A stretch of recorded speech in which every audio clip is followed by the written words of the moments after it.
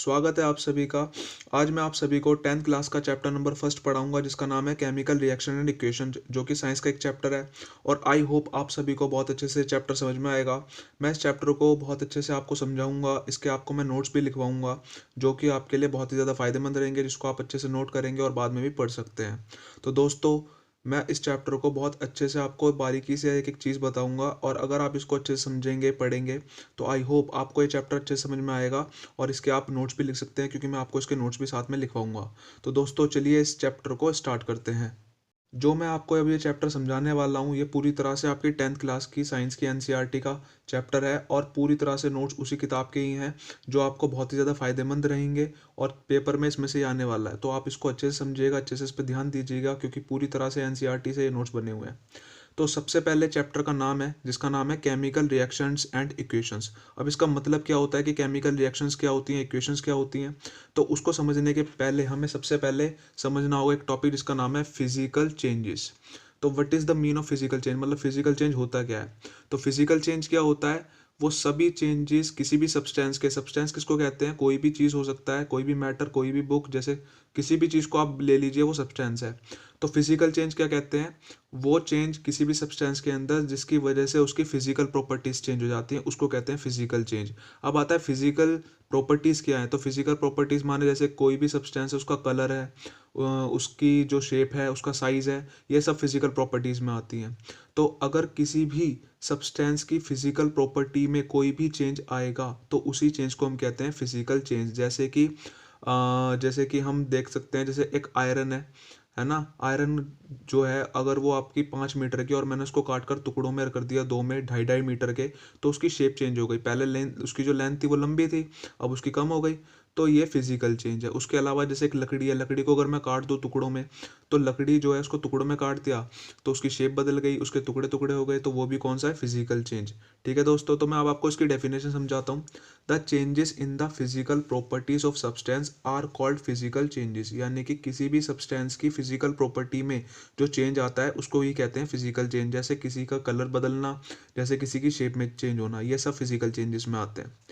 अब जो chemical properties होंगी सब्सटेंस की वो हमेशा सेम रहेंगी, उनमें कोई चेंज नहीं आएगा। जैसे कि मैं आपको एग्जांपल के तौर पे अच्छे से समझाऊंगा इसको। जैसे देखिए, changes of the physical state of water. पानी जो है, वाटर है, उसका फॉर्मूला होता है H2O।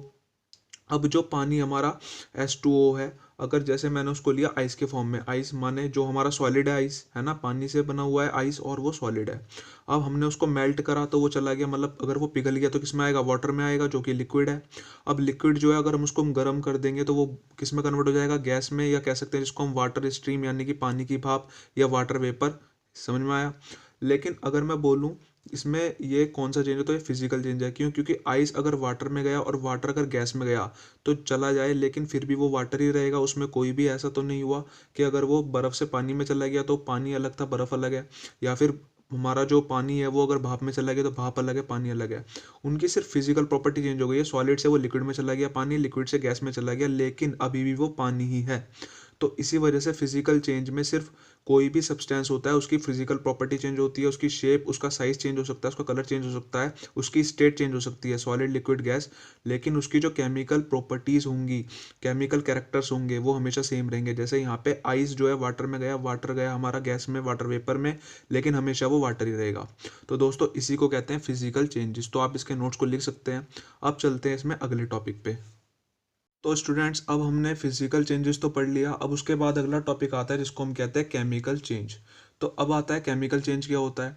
तो कोई भी सब्सटेंस है, जैसे हमने फिजिकल चेंज में सब्सटेंस को लिया था, ऐसे ही अगर केमिकल चेंज में है तो केमिकल चेंज किसको कहते हैं, अगर कोई भी सब्सटेंस है और उसकी फिजिकल प्रॉपर्टी तो चेंज हो ही रही है, लेकिन साथ में अगर उसकी फिजिकल प्रॉपर्टीज के साथ केमिकल प्रॉपर्टी भी चेंज हो गई तो उस चेंज को हम कहते हैं केमिकल चेंज। समझ में आ रहा है।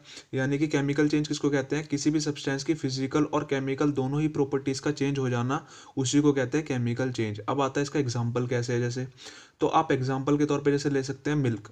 अगर मेरा मिल्क है और मैंने मिल्क से कर्ड बनाया, मिल्क से कर्ड माने मतलब दूध से अगर मैंने दही बनाई, तो जो दूध है उसका टेस्ट अलग होता है और दही जो है उसका टेस्ट अलग होता है। दूध जो है हमारा वो लिक्विड जैसा है, जबकि दही जो होती है वो सॉलिड जैसी है। समझ में आ रहा है आपको? तो फिजिकल प्रॉपर्टी तो चेंज हुई हुई है, उसके अलावा केमिकल प्रॉपर्टी भी, क्योंकि मिल्क का टेस्ट अलग है और आपका कर्ड का टेस्ट अलग है, तो केमिकल प्रॉपर्टी बदल गई और साथ में आपकी फिजिकल प्रॉपर्टी बदल गई। तो उसको आप कह सकते हैं केमिकल चेंज। समझ में आया दोस्तों?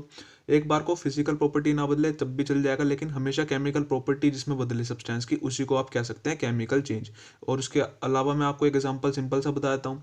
जैसे आप कभी टी बनाते हैं, चाय बनाते हैं घर में, तो उसमें बहुत सारी चीज़ों को मिलाते हैं, दूध को, चाय पत्ती को, चीनी को, और भी चीज़ों को मिला सकते हैं, और सबको मिला करके हमारा क्या बनता है? टी बनता है। तो वो सारा जो मिक्सचर था उससे जो अलग हमारा नया चीज़ बना है ना, तो इसी को हम कह सकते हैं, जो टी बनी इसी को हम कह सकते हैं केमिकल चेंज। समझ में आ रहा है? उसके अलावा अब मैं आपको डेफिनेशन के अकॉर्डिंग बताता हूँ। तो केमिकल चेंज क्या होता है? The change in the physical as well as chemical properties of substance are called chemical change. समझ में आता है? यानी कि किसी भी सब्सटेंस की फिजिकल प्रॉपर्टी के साथ साथ अगर उसकी केमिकल प्रॉपर्टी भी बदल जाए तो उसी को कहते हैं केमिकल चेंज। ठीक है। अब उसके बाद आता है कि केमिकल चेंज हो कैसे जाता है।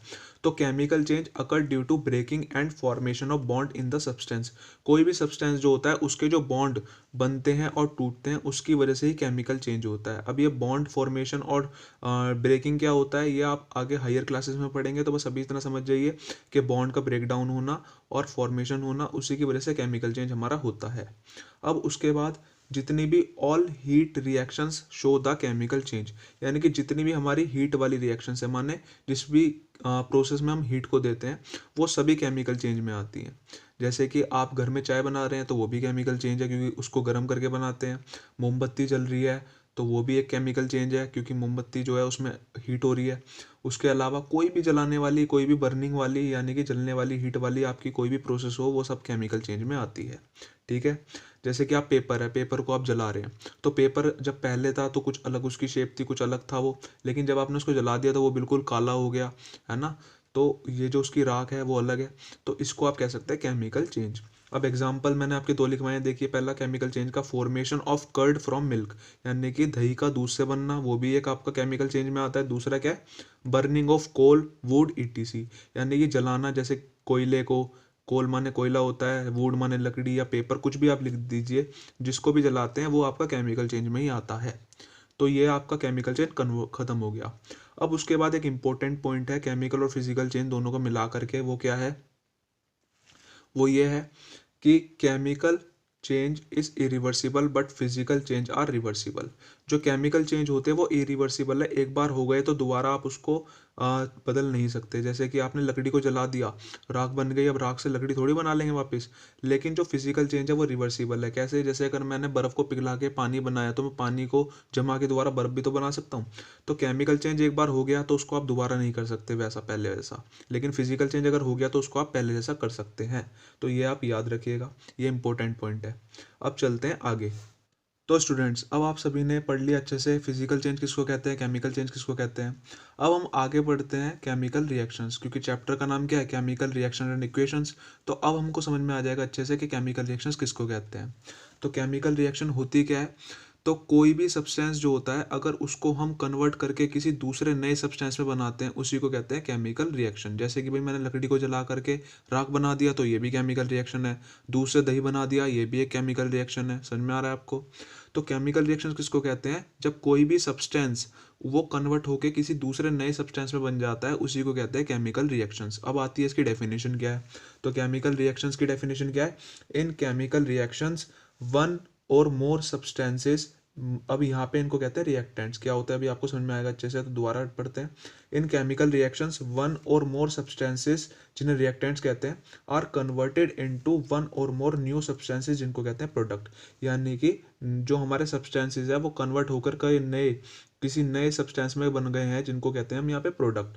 अब जैसे कि आप ये देख लीजिए, यानी कि रिएक्टेंट किस में कन्वर्ट हो गए? प्रोडक्ट में। एग्जाम्पल के तौर पर जैसे मिल्क से हमारा कर्ड बना, तो मिल्क यहाँ पे हमारा क्या हो गया? रिएक्टेंट हो गया, और कर्ड यहाँ पे क्या हो गया? प्रोडक्ट। समझ में आ रहा है? दूसरा एग्जांपल देखिए, जैसे यहाँ पे हमारा हाइड्रोजन गैस है, 2H2 है, प्लस में O2 है, ये है ऑक्सीजन गैस, ये है हाइड्रोजन गैस। तो दोनों आपस में मिल करके क्या बना रहे हैं? 2H2O, जिसको क्या कहते हैं हम? वाटर। तो यहाँ पे केमिकल रिएक्शन किसको कहते हैं? जब दो या दो से ज़्यादा सब्सटेंस ये आपस में मिलकर के एक नए सब्सटेंस को बनाते हैं तो उसी को कहते हैं हम केमिकल रिएक्शंस। अब ये जो हमारे इस एरो से पीछे जो इस तरफ हैं सारे, जिधर ये जो लिखे जाते हैं साइड, इनको कहते हैं रिएक्टेंट्स हमेशा। और जो एरो के आगे की तरफ इस तरफ जो होते हैं इनको कहते हैं प्रोडक्ट। जैसे यहाँ पे मिल्क हमारा रिएक्टेंट है, ये हमारा कर्ड प्रोडक्ट हो गया। यहाँ पे ये हमारा रिएक्टेंट है, ये प्रोडक्ट हो गया।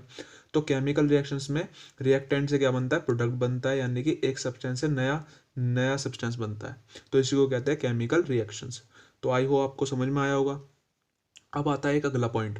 तो chemical reactions occur due to breaking of bonds in the reactant and formation of bond in the product.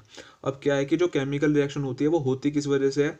तो ये जो हमारा इधर रिएक्टेंट होता है उसके अंदर बॉन्ड टूटते हैं और ये जो प्रोडक्ट होता है इसमें नए बॉन्ड बनते हैं, इसी की वजह से हमारी केमिकल रिएक्शन होती है। तो इसलिए chemical reactions occur due to breaking of bond in the reactant and formation of bond in the product. तो ये आप याद रखिएगा। ये आपको अच्छे से समझ में नहीं आएगा क्योंकि ये हायर क्लासेस की चीज़ है। तो बस ये याद रखिए कि जब भी बॉन्ड ब्रेक होंगे और फॉर्म होंगे तो हमारी केमिकल चेंज होगा, केमिकल रिएक्शन होगी और रिएक्टेंट से प्रोडक्ट बनेगा। तो चलते हैं अब इसमें आगे। तो स्टूडेंट्स अब हम पढ़ते हैं केमिकल रिएक्शन को, जो कि इंपॉर्टेंट है, आपकी एनसीईआरटी में दे रखी है, उसको समझते हैं अच्छे से। तो क्या होता है कि एक मेटल है मैग्नीशियम, जिसको मेटल का मतलब धातु, तो एक मैग्नीशियम मेटल है, उसको अगर हम जलाते हैं ऑक्सीजन गैस की प्रेजेंस में तो वो जल करके एक राख में कन्वर्ट होता है, एक पाउडर में कन्वर्ट होता है, जिसको कहते हैं मैग्नीशियम ऑक्साइड। जैसे देखिए ये मैग्नीशियम है, उसको मैंने ऑक्सीजन के साथ जलाया है ना, और वो कन्वर्ट किस में हो गया? मैग्नीशियम ऑक्साइड में। तो एरो के इधर है तो इसे कहेंगे रिएक्टेंट, और ये इधर है तो इसको बोलेंगे प्रोडक्ट। तो क्या है? इफ मैग्नीशियम बर्नड माने जलता है in presence of oxygen, oxygen की प्रेजेंस में, so it gets converted into magnesium oxide, तो वो कन्वर्ट हो जाता है मैग्नीशियम ऑक्साइड में। तो मैग्नीशियम प्लस में ऑक्सीजन, यानी कि मैग्नीशियम ऑक्सीजन मिले आपस में, जो कि यहाँ इधर है एरो से पहले, तो रिएक्टेंट है, और कन्वर्ट हो गए दोनों मिलकर क्या बन गए? मैग्नीशियम ऑक्साइड, यानी कि प्रोडक्ट। अब मैंने इसको ऐसे सिंबल के तौर पे, एलिमेंट के सिंबल के तौर पे दिखाया है। तो देखिए कैसे, मैग्नीशियम को Mg से दिखाते तो Mg, ऑक्सीजन को O2 से दिखाते हैं O2, और दोनों कन्वर्ट किस में हो गए? MgO, यानी कि मैग्नीशियम ऑक्साइड, जो कि ये है। समझ में आता है आपको? तो ये है हमारी वो रिएक्शन। तो मैग्नीशियम को जब ऑक्सीजन के प्रेजेंस में जलाएंगे तो वो एक पाउडर में मैग्नीशियम ऑक्साइड में कन्वर्ट हो जाएगा। अब उसके बाद अब आता है हमारा केमिकल इक्वेशन किसको कहते हैं, क्योंकि चैप्टर का नाम क्या है? Chemical reaction and equation. तो केमिकल रिएक्शन तो हमने पढ़ लिया, अब आता है केमिकल इक्वेशन क्या होता है। तो कोई भी केमिकल रिएक्शन जो होती है, अगर हम उसको ऐसे करके एक सिंबल के तौर पे, एलिमेंट के ये जो हमारे सिंबल्स हैं इनके तौर पे इनको दिखाते हैं, तो इसी को कहते हैं केमिकल इक्वेशन। जैसे कि मैग्नीशियम और ऑक्सीजन मिल लेते, मैग्नीशियम ऑक्साइड बना रहे, ये रिएक्शन है, और इसको मैंने ऐसे दिखा दिया, केमिकल इक्वेशन हो गया। तो इसकी डेफिनेशन क्या है?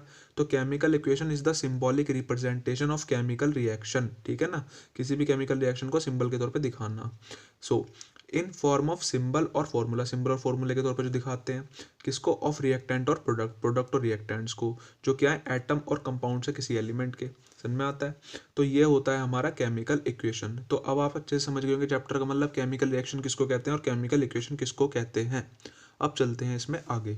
स्टूडेंट्स अब कुछ पॉइंट्स आते हैं जो आपको पहले से मैंने समझा दिए हैं, लेकिन फिर भी भाई लिखना तो है नोट्स में, तो पढ़ते हैं। तो पहला पॉइंट क्या है? In chemical equation reactants are written on LHS। LHS माने लेफ्ट हैंड साइड। तो केमिकल जो भी इक्वेशन होती है उसमें रिएक्टेंट्स को हमेशा लेफ्ट हैंड साइड में लिखते हैं। जैसे देखिए यहाँ पे रिएक्टेंट लिखा जाएगा हमेशा एरो से पीछे, और एरो के आगे प्रोडक्ट होगा। तो ऐसे ही दूसरा पॉइंट क्या होगा? In the chemical equation product are written on right hand side, यानी कि RHS पे लिखा जाएगा, जैसे यहाँ पे है। तो हमेशा याद रखिएगा, कोई भी केमिकल रिएक्शन हो, रिएक्टेंट हमेशा इस साइड होता है एरो से पीछे लेफ्ट हैंड साइड में, और प्रोडक्ट हमेशा राइट हैंड साइड में होता है, यानी कि एरो से आगे। तो ये इसका मतलब है। अब आता है एरो का मतलब क्या है। ये जो एरो है केमिकल इक्वेशन में, तो arrow in chemical equation show direction of reaction from reactant to product. तो एरो जो होती है केमिकल रिएक्शन में वो बताती है रिएक्शन की डायरेक्शन को। जो हमारी केमिकल इक्वेशन में जो हमारी एरो है वो रिएक्शन की डायरेक्शन को बता रही है, जो रिएक्टेंट से कहाँ जा रहा है? प्रोडक्ट की तरफ बन रहा है। समझ में आ रहा है ना? तो भाई रिएक्टेंट से प्रोडक्ट बन रहा है तो रिएक्टेंट किस में जा रहा है? सीधा प्रोडक्ट में। तो एरो हमेशा प्रोडक्ट की तरफ होती है, याद रखिएगा। और ये डायरेक्शन ऑफ रिएक्शन को दिखाती है, रिएक्टेंट टू प्रोडक्ट। तो यह पॉइंट आपको समझ में आ गया होगा। अब जो हमारी केमिकल इक्वेशन होती है उसके दो टाइप्स होते हैं। तो chemical equation are two types. पहला आता है बैलेंस केमिकल इक्वेशन, दूसरा आता है अनबैलेंस केमिकल इक्वेशन। तो केमिकल इक्वेशन दो तरह की, बैलेंस केमिकल इक्वेशन और अनबैलेंस केमिकल इक्वेशन। अब आता है भाई ये होती क्या है, तो इसको पढ़ते हैं बच्चे से। तो स्टूडेंट्स अब पहले आता है बैलेंस केमिकल इक्वेशन। तो आता है बैलेंस केमिकल इक्वेशन किन्हें कहते हैं? तो वो सभी केमिकल इक्वेशन जिनमें जो रिएक्टेंट है और जो प्रोडक्ट है दोनों के अंदर हर किसी एलिमेंट के सभी एटम इक्वल होंगे, उसको कहते हैं बैलेंस केमिकल इक्वेशन। एक जैसे कि क्या एग्जांपल देखिए भाई, यहाँ पे Fe है, Fe को कहते हैं आयरन माने लोहा। तो Fe कितने यहाँ पे 3 है, ये रिएक्टेंट है, एरो से पहले है ना, तो रिएक्टेंट हो गया तो 3 Fe है। और यहाँ प्रोडक्ट है, प्रोडक्ट में देखिए Fe कितने यहाँ पे भी 3 ही है, समझ में आता है। उसके बाद आप देखेंगे यहाँ पे अगले एलिमेंट को, तो जैसे हाइड्रोजन है, हाइड्रोजन कितने 4 2 जा 8, तो 8 हाइड्रोजन है। और यहाँ पे कितने, तो यहाँ पे भी हाइड्रोजन 4 2 जा 8 8 है, इक्वल है मतलब। फिर ऑक्सीजन, ऑक्सीजन कितने देखिए यहाँ पे ओ अकेला है लेकिन इसके आगे लग रहा है 4, तो कुल मिलाकर के यहाँ बोलेंगे 4 ऑक्सीजन है, क्योंकि 4 की इसके साथ ही मल्टीप्लाई मानी जाती है। तो 4 ऑक्सीजन यहाँ पे है, 4 ऑक्सीजन यहाँ पर है। तो ये जो रिएक्शन है, इसमें जितने रिएक्टेंट में एलिमेंटों का नंबर है हर एटम का, उतना ही यहाँ पे भी है, प्रोडक्ट में भी है। तो इसी को कहते हैं बैलेंस केमिकल इक्वेशन, मतलब वो केमिकल इक्वेशन जिनमें रिएक्टेंट्स इधर और प्रोडक्ट्स इधर, दोनों के अंदर हर किसी एटम जो है उसका नंबर हर एलिमेंट का सेम होगा। तो उसी को कहते हैं बैलेंस केमिकल इक्वेशन। तो डेफिनेशन क्या होती है, so in balance chemical equation number of atoms of each element, यानी कि हर एलिमेंट के एटम का जो नंबर होगा इन रिएक्टेंट एंड प्रोडक्ट, यानी कि रिएक्टेंट और प्रोडक्ट दोनों में आर ऑलवेज सेम, हमेशा बराबर होगा। उसी को कहते हैं बैलेंस केमिकल इक्वेशन। अब दूसरा एग्जांपल देखिए इसका, जैसे यहाँ पे जेड एंड जिंक है, जिंक एक मेटल होता है अकेला यहाँ पे, और ये रिएक्टेंट में इस तरफ है ना, एरो से पीछे। और यहाँ प्रोडक्ट में भी जेड एन एक अकेला ही है, तो ये भी एक अकेला हो गया, यानी कि इक्वल है जेड एन। अब H2 कितने यहाँ पे 2 हैं, H2, और यहाँ पे भी H2 2 हैं, तो बस सेम हो गया, हाइड्रोजन गैस सेम है। उसके बाद S एक अकेला है, S एक अकेला है। फिर उसके बाद ऑक्सीजन 4 है, ऑक्सीजन 4 है। तो यानी कि रिएक्टेंट में जितने नंबर है हर एलिमेंट के, उतने ही प्रोडक्ट में भी है। तो इसी को कहते हैं बैलेंस केमिकल इक्वेशंस। अब आता है दोस्तों अनबैलेंस केमिकल इक्वेशन किसे कहते हैं, तो बस जस्ट उल्टा होता है बैलेंस केमिकल इक्वेशन का। यानी कि जो अनबैलेंस केमिकल इक्वेशन होती है, इनमें जितने रिएक्टेंट के अंदर नंबर होंगे एटम्स के, उतने इक्वल नहीं होंगे किसके, प्रोडक्ट के। या प्रोडक्ट के अंदर ज़्यादा होंगे तो इसके रिएक्टेंट के अंदर कम होंगे, या रिएक्टेंट के अंदर ज़्यादा होंगे तो प्रोडक्ट के अंदर कम होंगे, मतलब दोनों तरफ इक्वल नहीं हो सकते। उसी को कहते हैं अनबैलेंस केमिकल इक्वेशन। तो डेफिनेशन क्या है, in unbalance chemical equation number of atoms of each element in reactant and product are not same, मतलब दोनों तरफ रिएक्टेंट प्रोडक्ट में हर एलिमेंट के एटम्स का जो नंबर है वो सेम नहीं होगा। एग्जांपल देखिए, पहला है मैग्नीशियम, Mg माने मैग्नीशियम एक अकेला है, जबकि यहाँ पे भी अकेला है, तो मैग्नीशियम तो सेम है, लेकिन ऑक्सीजन कितने यहाँ पे 2 हैं, O2, जबकि यहाँ पे ऑक्सीजन क्या है 1, तो ऑक्सीजन का नंबर दोनों तरफ सेम नहीं है, तो इसी वजह से अनबैलेंस हो गई। एक भी एलिमेंट का अगर नंबर दोनों तरफ सेम नहीं हुआ एटम का, तो वो अनबैलेंस होता है। उसके बाद हाइड्रोजन है H2, ठीक है, यहाँ पे क्या है O2, तो यहाँ 2 हाइड्रोजन 2 ऑक्सीजन, लेकिन यहाँ पे 2 हाइड्रोजन है लेकिन ऑक्सीजन तो एक ही है, तो ये हो गया अनबैलेंस। समझ में आता है आपके। दूसरा है Fe, आयरन एक है, यहाँ पे भी यहाँ कितने Fe 3, Fe 3 है, जबकि यहाँ पे Fe एक है, तो ये अनबैलेंस है। दूसरा हाइड्रोजन यहाँ कितने 2, यहाँ पे भी 2, ऑक्सीजन यहाँ पे एक अकेला है, लेकिन यहाँ कितने 4। तो किसी भी केमिकल इक्वेशन में रिएक्टेंट और प्रोडक्ट में अगर एलिमेंट का जो नंबर है अगर सेम नहीं हो, चाहे एक का ना हो चाहे एक से ज़्यादा का ना हो, तो उसी को कहते हैं अनबैलेंस। और अगर दोनों तरफ सेम हो गया तो क्या हो जाएगा, बैलेंस केमिकल इक्वेशन। तो आई होप दोस्तों आप सभी को समझ में आया होगा। अब चलते हैं इसमें चैप्टर में आगे। तो स्टूडेंट्स अब एक इम्पोर्टेंट टॉपिक आता है, क्यों, क्योंकि ये जो टॉपिक है इससे 100% चांस होते हैं आपके एग्जाम में न्यूमेरिकल्स क्वेश्चन आने के। तो इसी वजह से ये जो अगला टॉपिक है बहुत ज़्यादा इंपॉर्टेंट है, इसको आप अच्छे से समझिएगा, क्योंकि इस टॉपिक में बहुत बच्चों को कन्फ्यूज़न रहती है, उनको समझ में नहीं आता है। तो प्लीज़ इस टॉपिक को अच्छे समझिएगा, क्योंकि इससे रिलेटेड 100% क्वेश्चन आना ही है इस चैप्टर से। तो स्टार्ट करते हैं हम इस टॉपिक को। तो इसका नाम है problems of balancing the unbalance chemical equations, यानी कि वो केमिकल इक्वेशन जो अनबैलेंस होती हैं, यानी कि जिसमें रिएक्टेंट और प्रोडक्ट दोनों तरफ नंबर ऑफ एटम्स जो होते हैं एलिमेंट्स के सेम नहीं होते। तो उन रिएक्शंस, उन इक्वेशंस के ऊपर क्वेश्चन आते हैं कि भाई वो जो अनबैलेंस केमिकल इक्वेशन है उनको बैलेंस करके दिखाइए।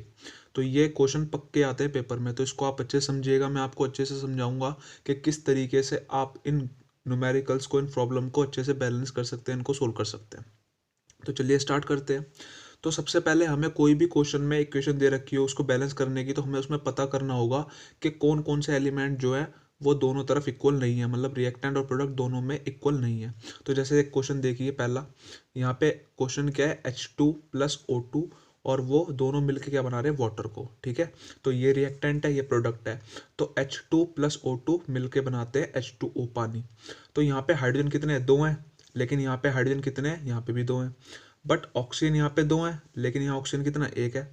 तो इसका मतलब क्या है, यहाँ पे हाइड्रोजन तो दोनों तरफ सेम है, लेकिन ऑक्सीजन तो सेम नहीं है, यानी कि ऑक्सीजन यहाँ पे अनबैलेंस है। तो अब ये जो रिएक्शन हमारी अनबैलेंस है, अब हम इसको किस तरीके से बैलेंस करेंगे ये देखेंगे।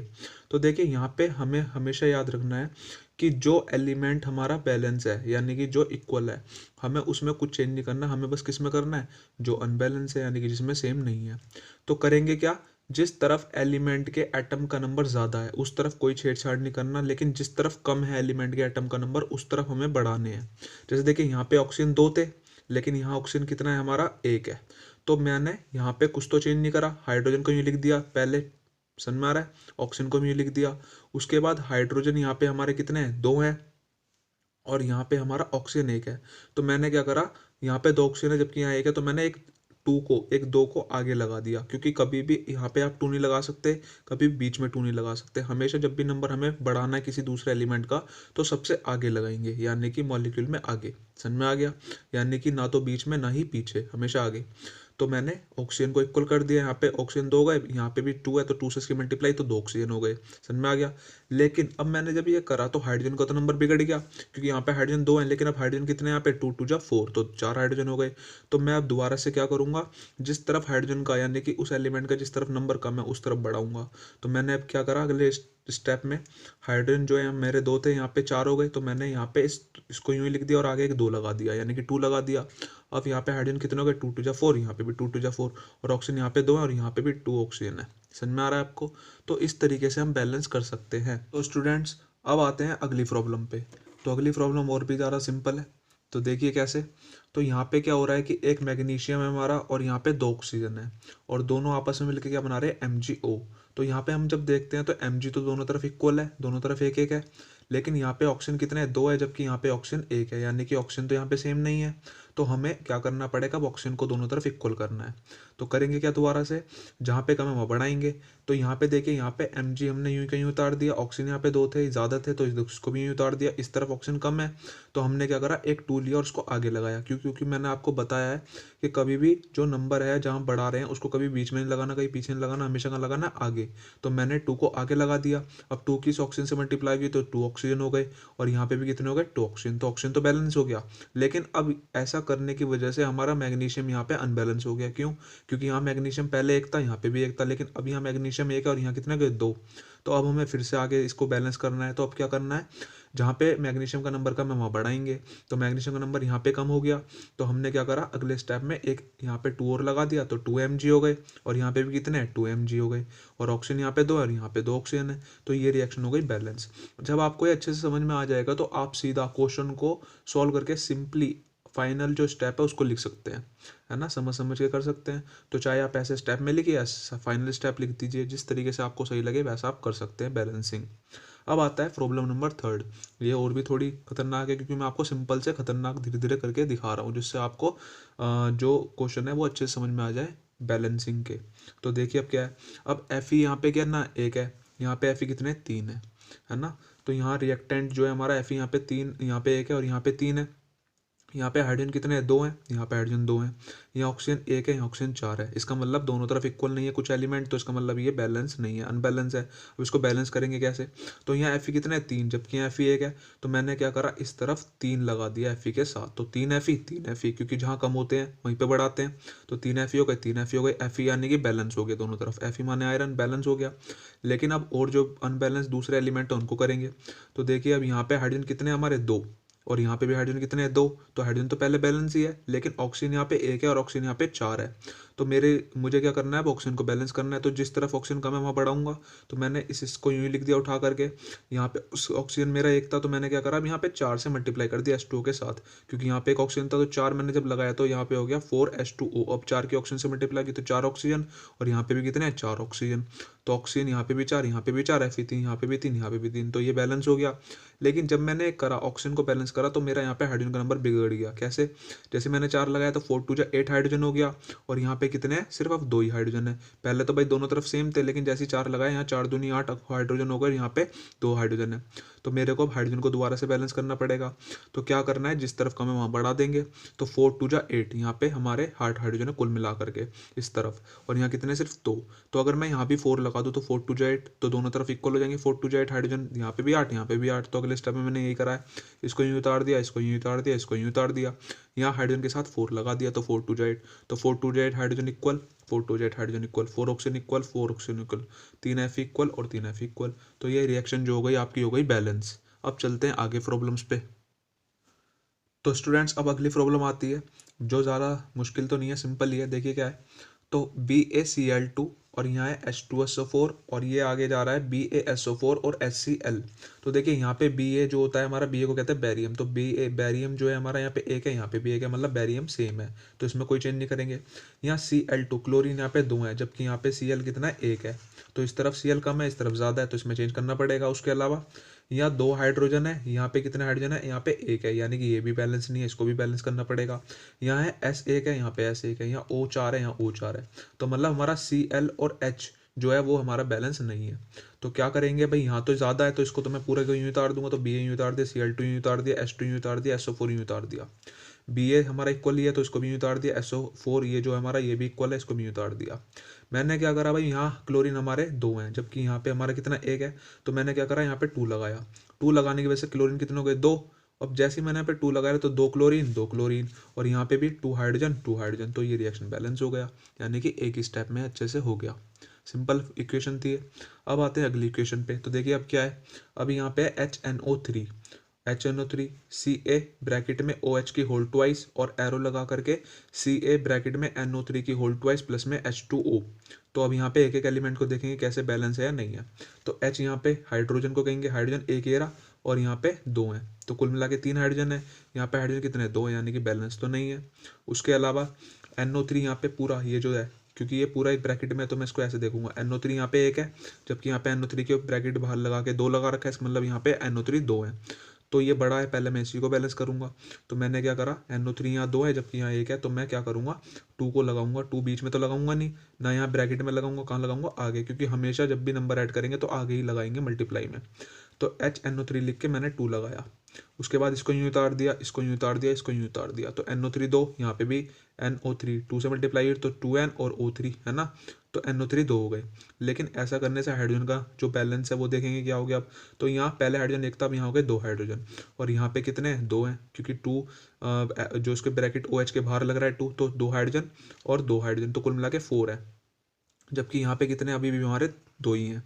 तो मैंने क्या करा, कुल मिला करके यहाँ पे मेरे 4 हैं, और ऑक्सीजन कितने यहाँ पे 2 ऑक्सीजन ये रहे भाई। NO3 का तो अलग है, इनका बैलेंस हो गया।